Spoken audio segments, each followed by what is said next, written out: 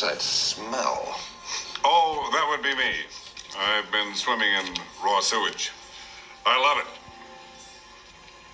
I love it. That's the signal. Let's go. Do it.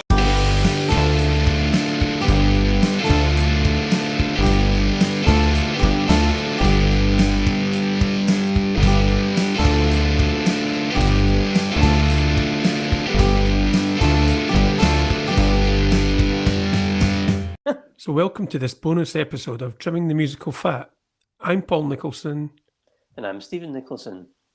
And together with our guest, we'll be talking a little bit more about the subject of our previous full episode, Sir Paul McCartney's Flaming Pie. So this is what you'll hear. Each of us will reveal our own track listing and sequencing for Flaming Pie, and we'll also explain our reasoning for these. We'll talk about our experiences watching Macca in concert. These include sprinting for trains, the world's shortest taxi ride, vomit, and having to leave during golden slumbers. And we talk about what we expect from Macca going forward.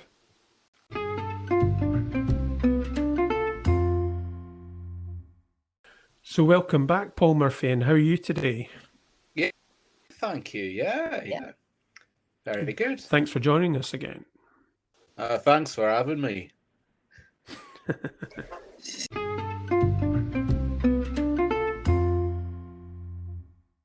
The world tonight wants to hear us talking.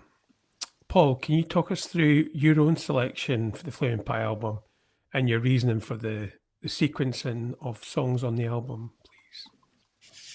Yeah, so I'd start off with the song we were singing, the first one. I think it's a good intro. I think it's so the name I'd give to the album after we agreed Flaming Pie would be removed after we had that democratic vote.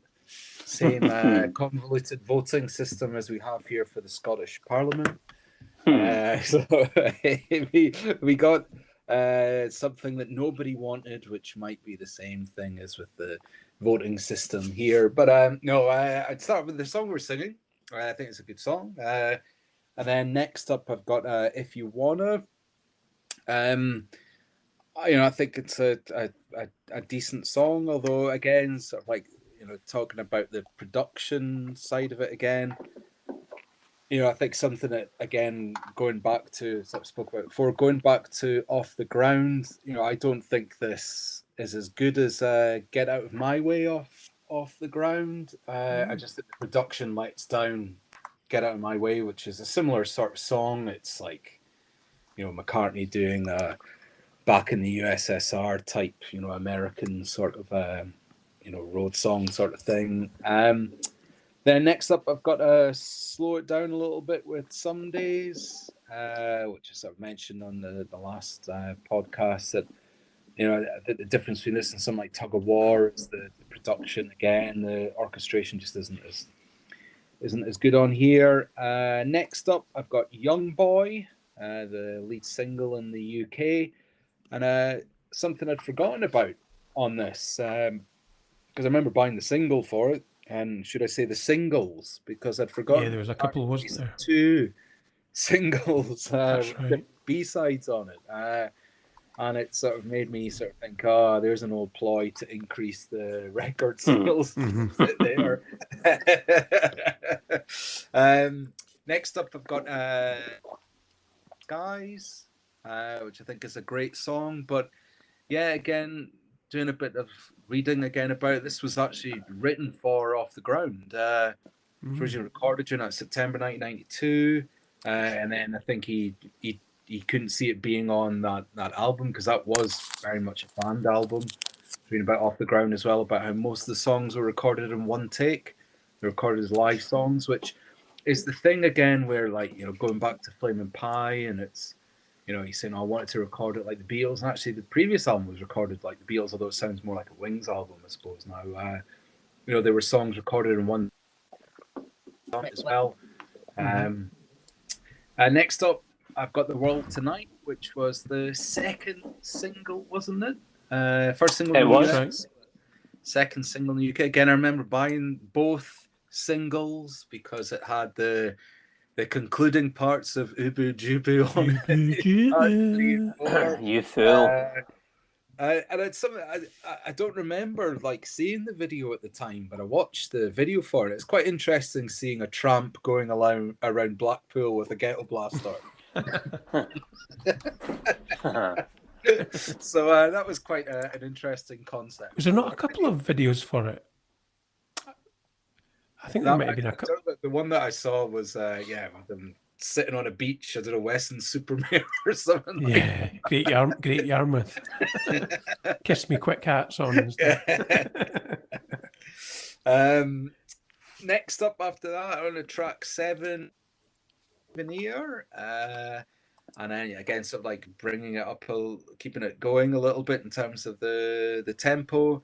And then track 8, I've got Little Willow, which again was originally written for Off the Ground, recorded for that, but couldn't be used on that, September 1992. Then for track 9, I've got Great Day, but I cut it down to 1 minute instead of 2 minutes.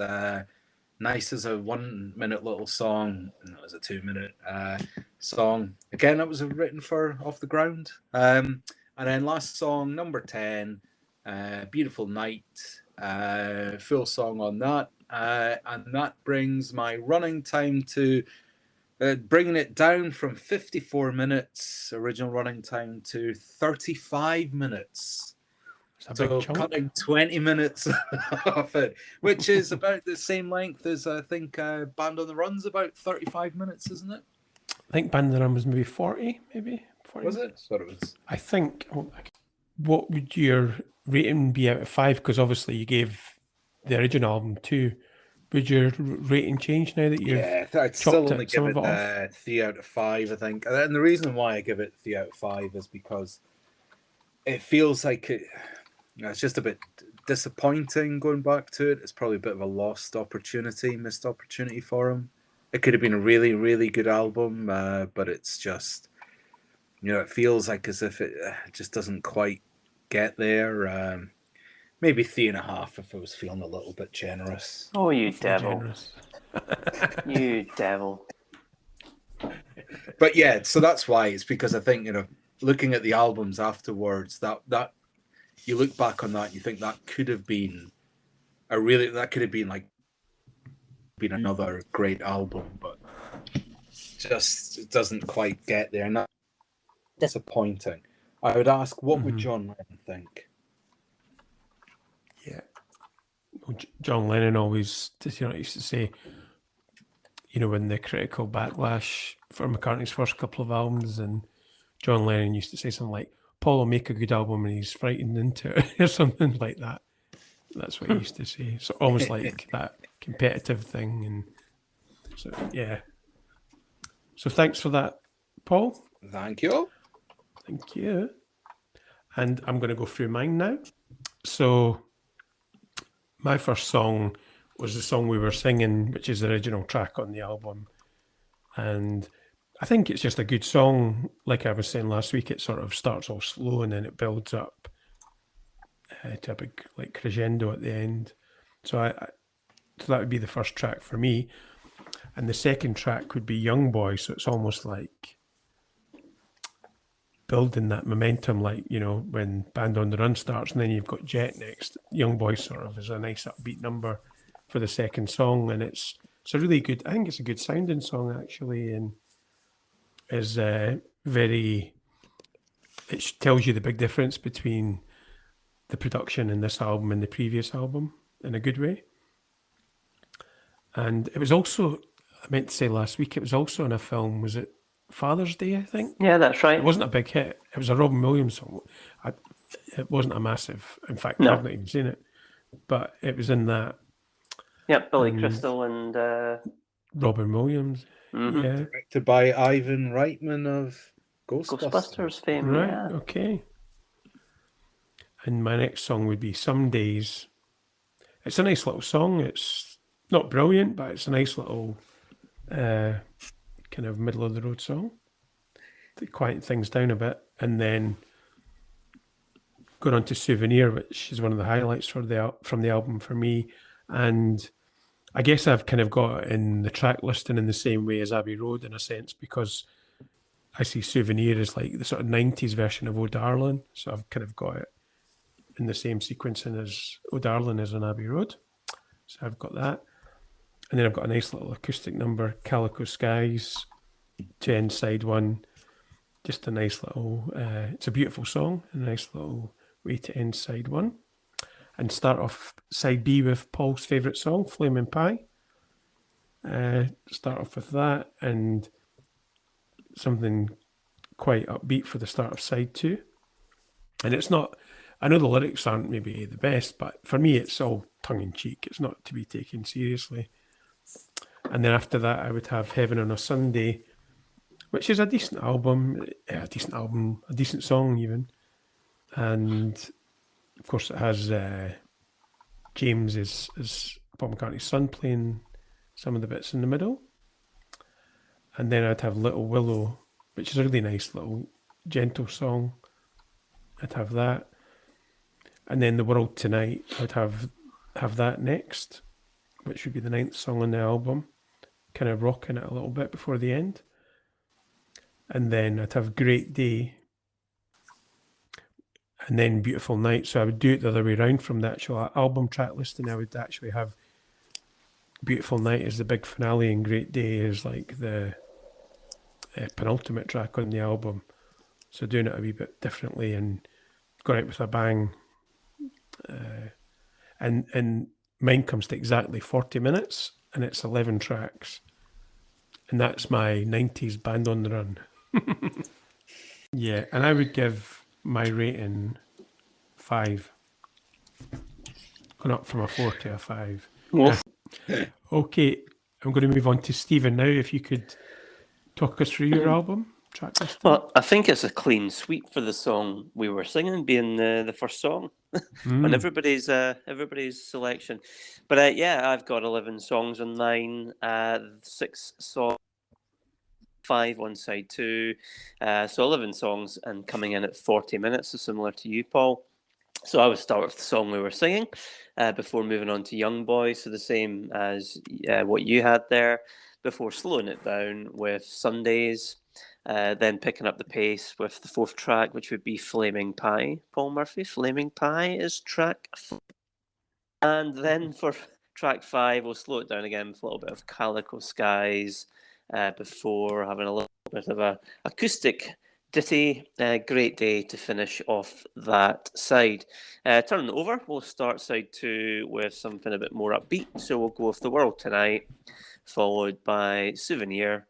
We'll then have If You Wanna before slowing things down with Little Willow, and we'll finish off with Beautiful Night. So that is my selections. And what was your rating, Stephen? I have the original album, I think, is maybe a 4. This would maybe push it up to a 4.5. Most impressive. Indeed. Do you know what I was going to say, I suppose it's been maybe like that since the 90s, but what's quite interesting, because, we're thinking about where the songs would fit well, in what order, and the mood and everything. Do you think that's a thing of the past now, because people, they don't listen to whole albums or people can just choose whatever tracks in whatever order they want? So do you think there's less significance on the way people select their tracks, or do you still think people do?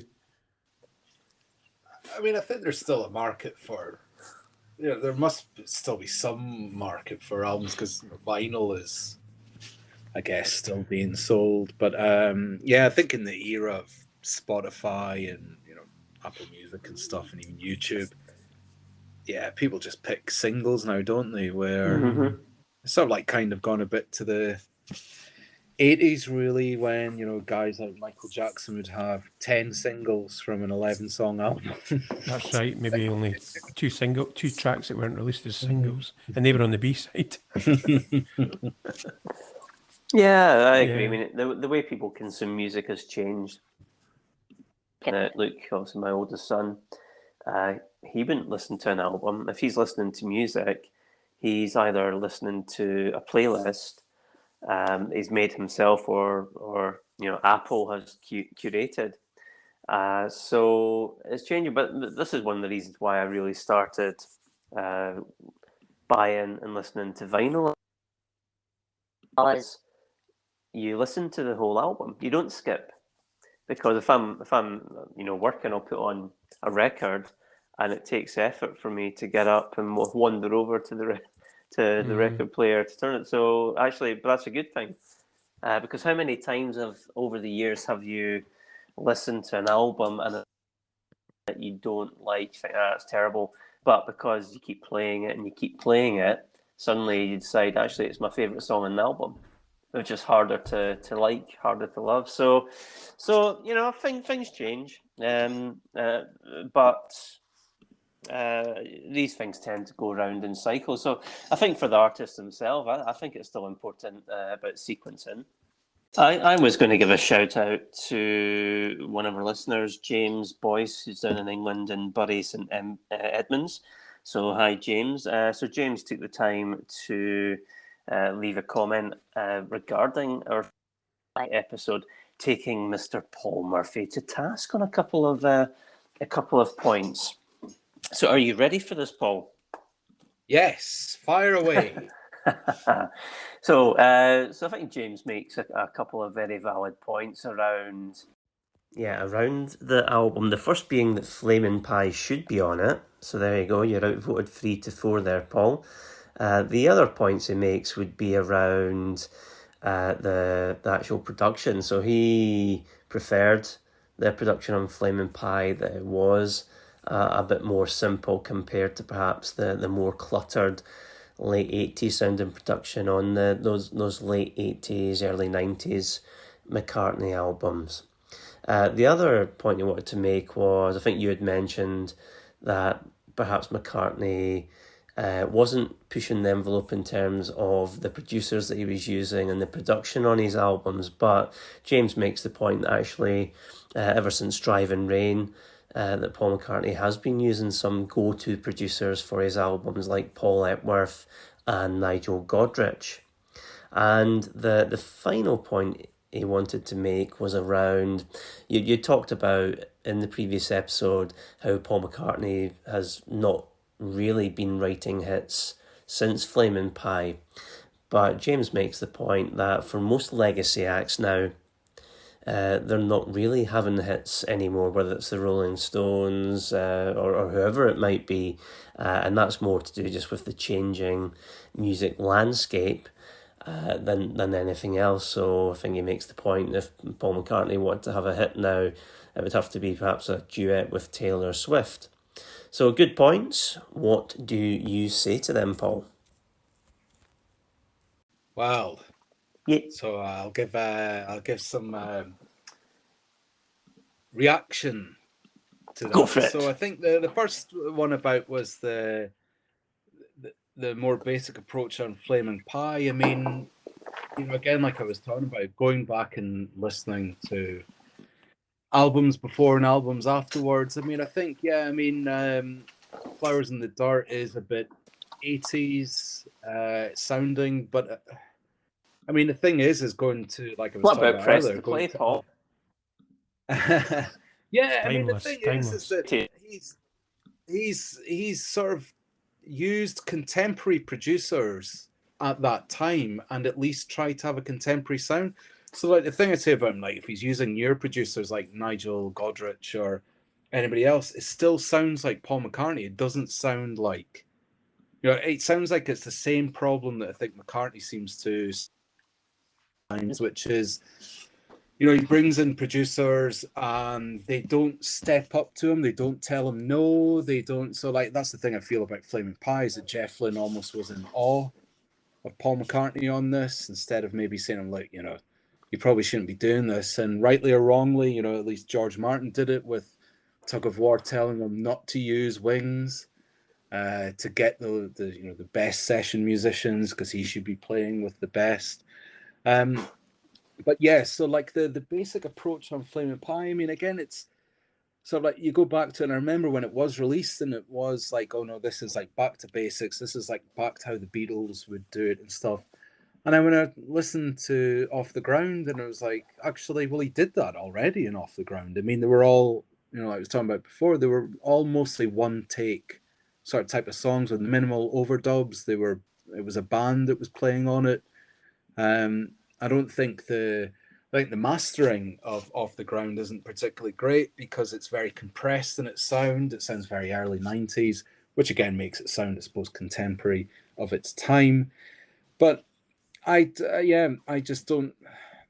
I think the basic approach on Flaming Pie, unfortunately, the songs aren't as good on Flaming Pie. They're not standout songs. So, if you'd had David Gilmour on a couple of the songs, or if you had better musicians on it, like he did with Tug of War, better arrangement on it, then I think it would have elevated the album a lot more. So yeah, I don't. I think the more basic approach that he did with Flaming Pie, he'd already done it with Off the Ground. He'd already gone back to. I mean, you watch the promo video that he did for Off the Ground, and it's all, I'm wanting to do it like as a band. I want to do it quickly. And I'm like, all right, it's exactly the same thing he said 4 years later with Flaming Pie. Yeah, I mean, and I suppose the final thing of not being able to write a hit song. Yeah, I mean, I suppose, are there really any artists that write hit songs now? But you're talking about. I think again, Paul McCartney has the chance at times to have really good songs. It just feels like, on New, for example, New as a song was pretty good. But yeah, just doesn't quite get elevated enough on it. And at the end of the day, so here's the thing that again is quite surprising me. How many singles you need to sell to get a number one now? 30? I mean, the Sausage Rolls song at Christmas. Like, how many copies has that sold? Are you telling me Paul McCartney can't do a song that's good enough to get to number one now? Should be easy to get to number one for Paul McCartney. He just needs to sell 100 copies. Just release 100 versions of the single with all different B-sides on it. Then, Paul will buy them all. That'll be 100 sales. It's a guarantee. If they've been remastered, I'll do that. Yeah. No, interesting. So thank you for answering that point. And leaving the comment there. And I love in the podcast getting everybody's. But obviously, we don't always need to agree. But this is the fun part where we can listen to each other and debate this kind of thing. So thank you for that there, and keep on listening.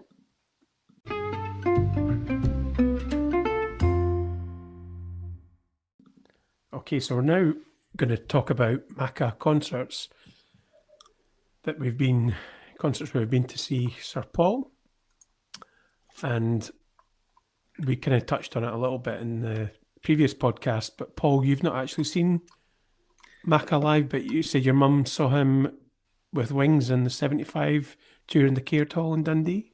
That's right. Yeah. So I was asking her about it before the Scott. She remembers it. I mean, so it was in September 1975. And I was asking her what her memories were of it. And she said, well, she could hear them a lot more than when she saw them in 1963 in the Beatles. But there's a couple of things that she said stood out on it. I was like a bit random. She said she remembered this birthday cake being brought out for Linda at the end. Right, okay. Because I think it was her birthday. She said she remembered this big giant birthday cake got wheeled out. She also said she remembered a film crew being at it, but I don't know if it was ever. Was it? I don't know if it was part of the rock. The rock show was America, wasn't it? Yeah, there was Wings over Europe. Oh, that was 73. But was there not Wings over Wembley or something? But that was the next year, because they would have just released Venus and Mars, Paul, I think. Yeah. So that was that was because I remember when. Yeah, because I think it was a pretty similar set list to Wings Over America that they must have. Yeah, pretty much. Growing up, and it was. Yeah, and the other thing that she said she remembered was Paul McCartney's shoes. Yeah, she said, he had like these gangster shoes on. I don't know what I think I know the one you mean, yeah. But yeah, she said it was one of the best gigs that she'd been to at the Caird Hall. Great. Yeah, I think it's important to say, because I know we've talked about like the Caird Dundee. Seen quite a lot of big acts there, haven't there? You know, like Led Zeppelin and other yeah. I people. think that was always the strange. I mean, I suppose maybe that was touring in the bands touring in the 70s, where like you saw the Rolling Stones there a couple Wow. times as well. Wow. And yeah, so in I think 64, and then it was maybe 71, the early 70s, I think it was. Yeah, they would always like sort of you'd get this random thing where bands would be touring in America and it'd be playing That's like it, like at Madison Square Garden, and then 20,000 people, yeah, yeah, and next to thing like it's like 3,000. the Caird, which is it's a pretty decent sized venue. I mean, it's about 2,500, 3,000, I think Okay, it yeah, holds. yeah. So it still is decent size, but I think bands now. I mean, I've seen a few bands there. Sort of Charlatans there. Who else did I see? I'm trying to remember now. I think maybe Black Grape, but yeah, I don't know. I don't know if many of them go there now. Probably because it's too. Yeah, because I remember, well, I don't remember, I wasn't alive, but Queen, I think just before Bohemian Rhapsody got to number one, Queen were doing the tour like November, I don't know, a UK tour, maybe November, December, and they played the Caird Hall on that tour. Yeah, so yeah, it's no quite Good, great, interesting there, and great acoustics in the Caird Hall. right, okay. But yeah, I think I was. I had a look at the tour that Wings over the world tour, and Dundee was the last date that they did before going over to Australia. It was the last date of Was it the right? British Okay. tour. Yeah, yeah. And then Have you they ever? went Yeah. over Sorry, to on you go. America. Yeah. Have you ever seen? You can get on YouTube Wings live in Melbourne. I think I have. Yeah, yeah. Yeah. Probably the same set list as what your mum saw. Yeah, Yeah. yeah, because it was I think it was this. I mean, from what she said, it was the same similar set list. She couldn't remember any different songs on Wings Over America because that was all part of the same tour, wasn't it? Pretty much. Uh, almost, yeah, because they had like Wings at the Speed of Sound had come out after that. So I think things like in the tour that your mum saw, I think you had songs like Sea Moon and Junior's Farm, but then after Wings at the Speed of Sound came out, they put in a few new songs from there. Yeah, and took out things like that. So yeah, no, but that's fascinating. That's yeah. She said it was it was apparently yeah. The biggest thing she remembered was the cake coming out. Oh, that's funny. Yeah. So thanks for that, Paul. And so Stephen, you and me have, of course, seen the Master twice. Mm-hmm.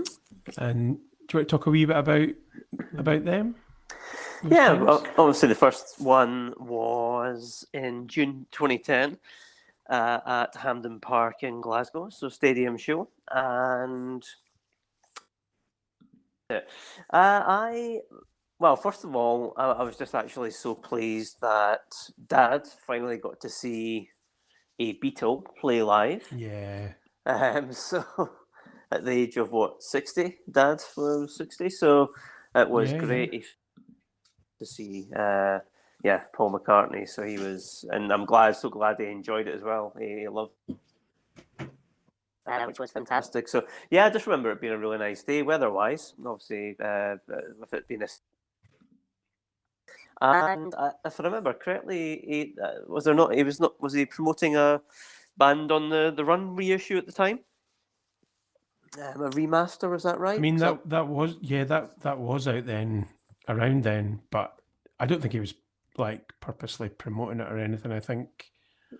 Well, I think the latest album he'd done would be the Fireman. But I think a lot of the band on the Run was featured in the set. I think to be fair, I think in all of his sets it figures highly, doesn't it? In a lot of his sets. Yeah, but 1985, Mrs. Vanderbilt. I mean, yeah, that was the first time that was played. Yeah, that's true. Yeah, so there was a few there which he wouldn't normally do. So, but yeah, no, it's a really good show. I think he picked a really good variety of songs from throughout his career. I think that yeah, bizarrely, a couple of the fireman songs, which I have to say went down like a cup of cold vomit because or the vast majority of the crowd didn't know. But yeah, I mean, I think it was just what you really wanted from him there. All the Beatles classics, all the Wings classics, and I just remember his voice was actually really good at that particular gig. It was strong, so yeah, and Hey Jude's probably my favourite song, so it was nice. I got to hear that live there, and obviously with it being Scotland as well, he did Mill of Kintyre, which was great. So yeah, top marks, really great show. What about you? Yeah, the thing that I remember about it was a lovely day, if I remember right, and I remember I was a little bit hungover because the previous day it had been friend Ross McCulloch. It had been his wedding actually the day before. Hmm. So I remember that, and yeah, going with you and Dad, and like you say, it was just lovely for Dad to finally see a Beatle. I mean, it was lovely for us, but particularly for him because he was so close to seeing them in '64 or '65, whenever it was. But what I remember as well, what was quite good about his showmanship was that I really liked the start, the track list as well at the gig and the set list, and it was Venus and Mars rock show into Jet, That's right. which was obviously similar to the classic Wings opening of gigs, and I remember that being good. But then I remember there was some sort of technical problem, and he said, "Okay, don't worry, we'll just start again," because there was some sort of sound issue. So they just started the song again, and I thought that was quite cool because it was like, he didn't panic or anything. He just said, "Yeah, let's do it again," and because he was relaxed about it, it came across, and you enjoyed it, and.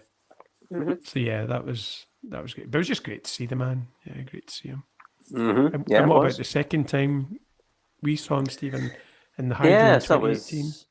Yep, so it was December, it was near Christmas, as you say, and an indoor show, which was great.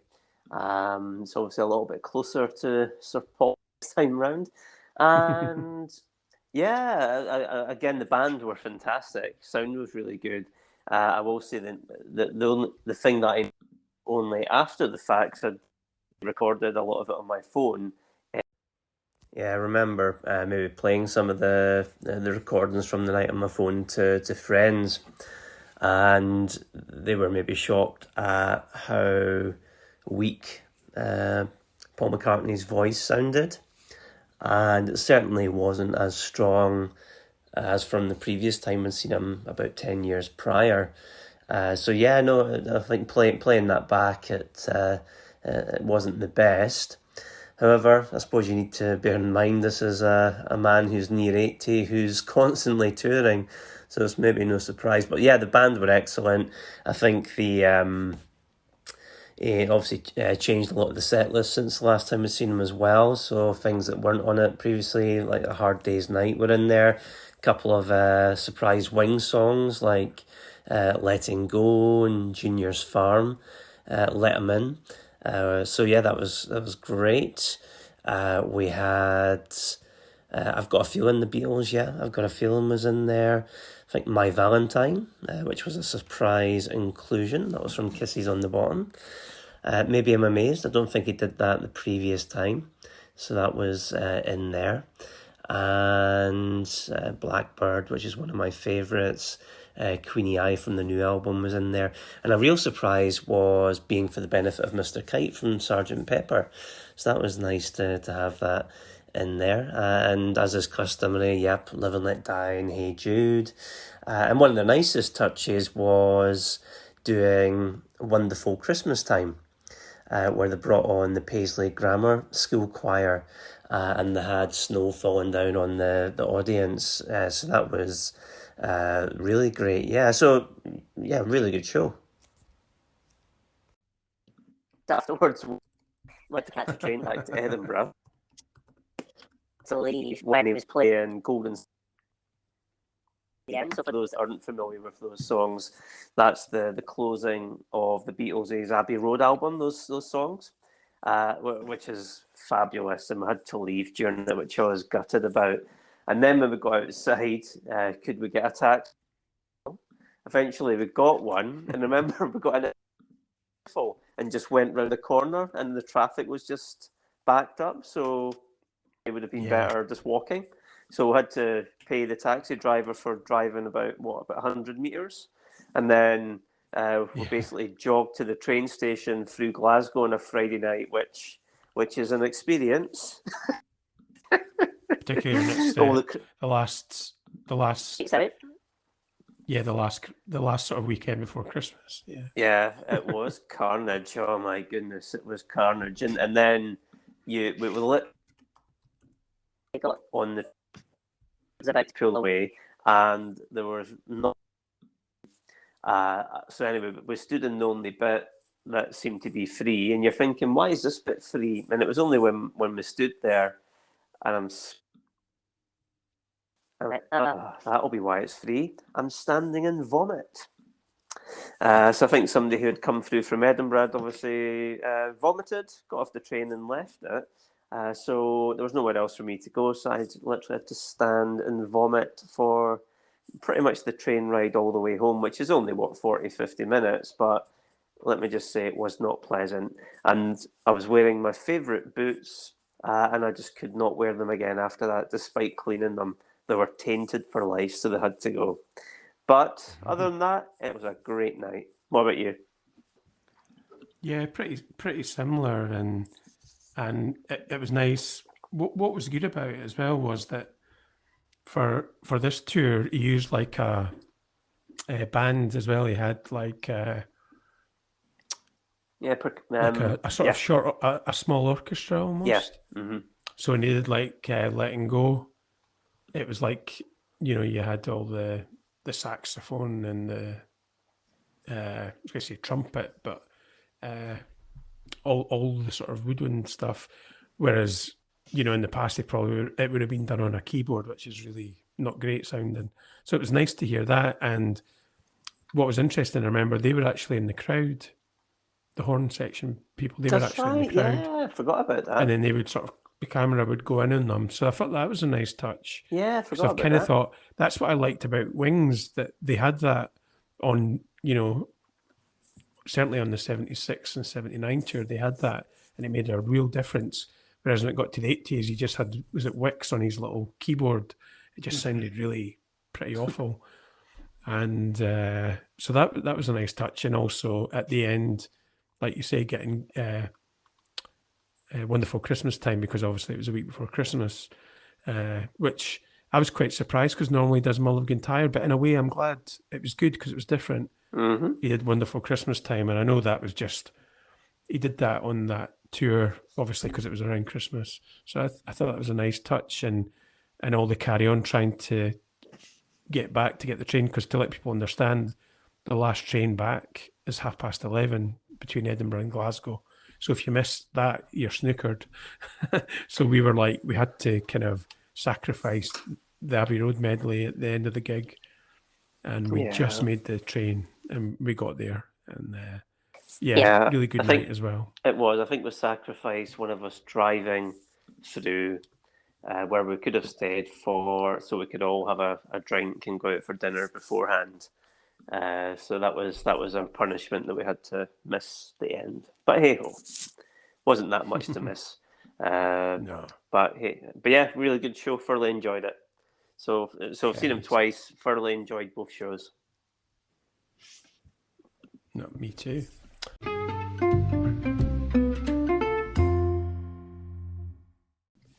So I think about Macca in the future, because there's been a lot of, I know through other podcasts, Paul McCartney podcasts, some people are suggesting that his touring days might actually be over, or, is McCartney 3 going to be his last album? And you think he's been releasing music since the early 60s. Do you guys think he's got another classic in him? No. I think I think time's maybe running out on him. I mean, I think when I was sort of talking in the last one, how "Time Out of Mind" by Bob Dylan is a really good sort of like example of an album with an artist who probably knows he's nearing the end, and even though this was like 20 years ago. 50 years ago, yeah. And I think maybe that's every new McCartney album that comes out, you've kind of got in the back of your mind that this could be the last one, but he doesn't feel like he treats it like that. It doesn't have the quality on it or quality control on it to go, that's it. That's a brilliant album to finish on. But I think the thing is that when he does pass away, I mean, there's plenty of stuff I think in the in the vaults that they could probably go in and compile something that would be pretty good. Yeah, for me, I think his "Time Out of Mind" arguably is "Chaos and Creation in the Backyard." For me, that's been the last truly great thing, in my opinion, that he has done. And I think since then, I think New as an album, I enjoyed the first half. I think it dips in quality in the second half. Was never a fan of. I'm forgetting an album, aren't I? Memory Almost Full, which I actually like. I think it's a good album. What was it? Egypt Station, not a fan of that. And McCartney 3, I have not really given it enough listens yet. I've really been poor in the last 6 months listening to anything. So any new stuff. So I must go back to that. So I can't really comment. But you would hope he's got another one in him. Every day is Christmas Eve. But I would tend. It's unlikely, but I do hope so. I would actually like to see him do. I would actually like to see him do a kind of Neil Young or Johnny Cash type thing, where he would just do an acoustic album. Just really, really great songs with a really good producer, nice and simple. Less than 40 minutes. I would love him to do that. I mean, I think the thing that's, again, if you listen to Flaming Pie, you can begin to see the beginning of it, where it feels like he's not comfortable with his voice now. Instead of accepting how his voice, he can't sing the Beatles, like he can't sing like he did in the 60s or the 70s, or he doesn't have that range anymore. He always had quite a high sort of range of voice but I think if he's sort of like it doesn't feel like he's comfortable in his own skin almost when it comes to his singing, and so like I think that was it, like if he was comfortable with it, if he did do an acoustic album and focused on a vocal range that sounded a bit more of his age, then I think that could really work. But I just don't know if he would ever do it. It feels like he's always just trying to do another Blackbird. This one's just like Blackbird. Yeah, because I think with the likes of the Johnny Cash comparison, I think the likes of Johnny Cash embraced how his voice wasn't how it used to be, wasn't as full, and actually that's where a lot of the magic then came from. The frailty in the voice, they gave it that feeling, and I think McCartney can do that. So yeah, I would love him just to do that. Yeah. What about you, Paul? I would just love him to release all these. I would just love him to release all these unreleased gems, that he hasn't released that we've heard, but he never officially released. But I don't. Yeah, it's a shame. But like I was saying that last week, how when a new McCartney album comes out, you kind of listen to it when you get it, maybe once or twice, but then you kind of, I do anyway. You don't listen to it again maybe until the next album comes out to remind yourself what the previous one was like. But yeah, you think about the career he's had, it's impossible to constantly do amazing work all the time. And we're just lucky we've still got him, and it's good to see he's finally getting the credit he deserves now, because I think even in the last 10 years, because it was always very. He was always. I feel he got unfair criticism, and John Lennon was always seen as like he was a real person in the Beatles, and whereas actually I think it's kind of turned round now, and I think it's certainly merited, that he gets that claim now. Yeah, Agreed. 'cause he's always been, the way it's happened, and partly probably because John Lennon was tragically murdered, and what that meant for people as well. But I think it's good to see Paul McCartney finally getting the credit he deserves now with his influence on other artists, and yeah. Yep, agreed. Yeah, I mean, So I think thank if it'd been the other way around and it had been McCartney died in 1980, then I think it would have been. Yeah, you're talking about I think he was still the biggest selling artist of the 70s, wasn't he? Do you have the record for that? Yeah. So I think it would have been it would have been a pretty big deal, and I think people would have appreciated him. But yeah, it's good to see him, actually getting a bit of that appreciation now. But then I do think that, like I said in the previous episode, maybe he just doesn't get that. It doesn't really get any criticism now. Every album comes out and it gets like glowing reviews, really, and I don't know if that really helps him.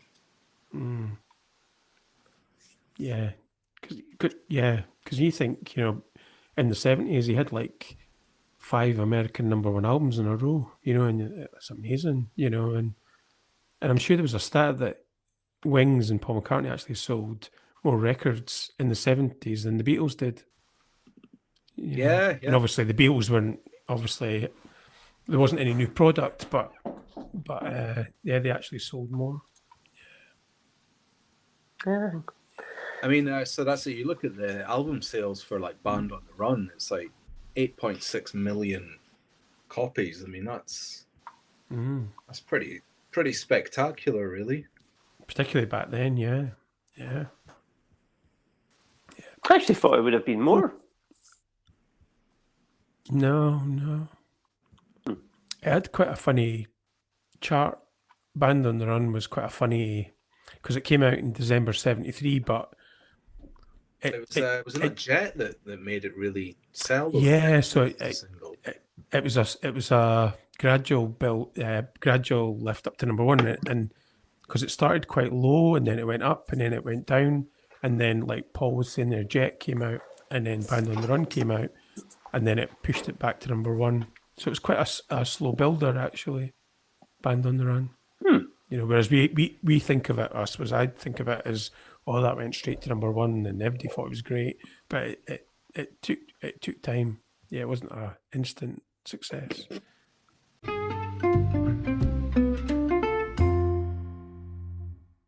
So it was really nice to have you with us again, Paul. And have you got any parting thoughts about the album before you leave? It sounds like I'm being harsh on it. That's because I am. You are. You're grumpy. That's why. Grumpy Paul. Yeah. Grumpy Paul. Yes. Yeah, it's been very good going back to it. It's been a bit. I was just surprised because I really loved it at the time. I thought it was great when it came out. And I was sort of surprised going back to, I was thinking I haven't listened to this in a long time. I started going back to it, I can sort of see why I don't really listen to it. But I think it's good. It's always good doing these things. It's always good going back to revisit these albums that you might not have heard in a while. Yeah, exactly. And I'd recommend other people to do it as well. Don't just take my opinion on it. Go out and find out for yourself why it's disappointing. Thank you. How dare. And what about you, Stephen? Yeah, no, I've actually really, really enjoyed going back and listening to this album. Really, really, really good listen. Obviously, with the exception of a couple of tracks on it, I think the quality is extremely high. I think best stuff's actually maybe the more quieter things on it, Calico Skies and Little Willow and such like. But yeah, it's fun to revisit something that you played to death at the time it came out, and maybe you've not recently and played. So yeah, it's been great fun going back to it and discussing it. So yeah, all good. Yeah, exactly the same for me. And for me at the time, it was just a really significant release because I suppose like I was saying in the last podcast, I'd kind of got all his albums. So this was the first new album since I had all his previous albums. And I think in the early 90s when I was doing this, when you told people, it was like, it wasn't really cool to like Paul McCartney. And then by the time Flaming Pie had come out, he had more credibility because of the anthology, and a lot of people, obviously, you had the Britpop era and stuff. So it was good to see him finally getting that recognition. And for me, it was like a return to form and embracing the 90s sound and getting away from the 80s sound that doesn't sound, for me anyway, doesn't sound particularly, it's not aged well, some of the 80s stuff. So for a return to form, a return to Pepperland. Okay. So we're going to promote our next show, which is going to be on Queen's Innuendo, Queen's last album in Freddie's lifetime. So that's going to be our next show. And you can listen to our show on all major podcast providers, including Apple, Google, and Spotify. If you are on these, can you please give us some 5-star reviews and be positive about them? I was going to say we're now on podcast. We're also on that's right. Well remembered. We're also on Amazon. If you want to put a review on that isn't 5-star, just don't do it. We'll take and we're on YouTube. We're on YouTube as well. And if you can remember to like and subscribe to our channel on YouTube, you can check us out on social media, Facebook and Instagram. You can leave us a voicemail via the Anchor app. You can email us at trimthemusicfat@gmail.com, or you can check out the website at www.trimmingthemusicalfat.com. So until next time, thanks for listening. Hello, goodbye. Bye. That's it. Bye.